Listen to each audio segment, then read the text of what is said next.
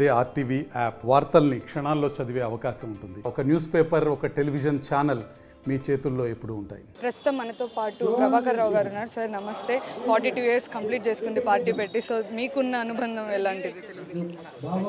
నాలాంటి వారికి రాజకీయ జన్మనిచ్చినటువంటి పార్టీ తెలుగుదేశం పార్టీ. నేనే కాదు, ఈ ప్రజాసేవ చేయడానికి మరి ఈ పార్టీ ద్వారా నాకు ఎంత గొప్ప అవకాశం ఇచ్చినటువంటి పార్టీ పెట్టి 42 ఏళ్ళు అయింది. ఇంకా ఎప్పటికీ ఈ భూమి ఆకాశం ఉన్నంత వరకు ఈ పార్టీకి ఎప్పటికీ కూడా ఎదురుండదు.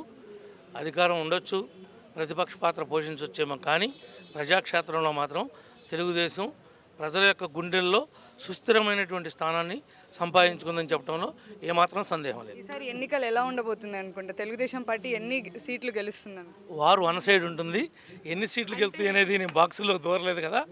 150 నుంచి 160 రావచ్చు. అంటే అటు సైడ్ జగన్ ఏమో ఎంతమంది వచ్చినా కూడా సింహం సింగిల్గా వస్తుంది అది ఇది అని అంటున్నారు. సో దాన్ని సింహానికి కూరలు పీకారు, అది సింహం కాదు, పిల్లిలాగా పారిపోద్ది.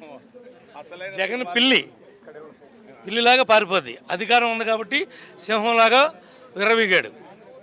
అధికారం అనేది ఎవరికీ శాశ్వతం కాదు. అంటే మేము సిద్ధం అని అంటున్నారు. అటు పోవటానికి సిద్ధం, జగన్ పోవటానికి సిద్ధం. మరిన్ని వీడియోస్ కోసం ఛానల్ ని సబ్స్క్రైబ్ చేయండి. లేటెస్ట్ అప్డేట్స్ కోసం వాట్సాప్ ఛానల్ ని ఫాలో చేయండి. అండ్ లింక్ డిస్క్రిప్షన్ లో ఉంది.